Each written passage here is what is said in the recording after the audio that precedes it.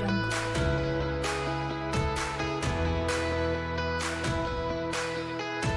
महाराष्ट्रातील वीज ग्राहकांना दिलासा देण्यासाठी महावितरणकडून अभय योजना सुरू करण्यात आली आहे. 1 सप्टेंबरपासून ही योजना अंमलात येते. राज्याचे उपमुख्यमंत्री आणि ऊर्जा मंत्री देवेंद्र फडणवीसांच्या सूचनेनुसार महावितरणने हा निर्णय घेतलाय. वीज बिलाच्या थकबाकीमुळे वीज कनेक्शन कायमस्वरूपी तोडलेल्या 38 लाख घरगुती, व्यावसायिक आणि औद्योगिक वीज ग्राहकांना या योजनेचा फायदा होणार आहे.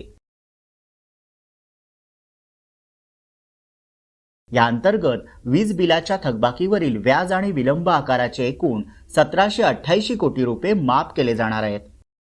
या योजनेनुसार पैसे भरल्यानंतर संबंधित वीज ग्राहकाला पुन्हा एकदा नव्याने वीज कनेक्शन मिळेल. महावितरणच्या वेबसाईटवर वीज ग्राहकांना ऑनलाईन पद्धतीने याचा लाभ घेता येईल.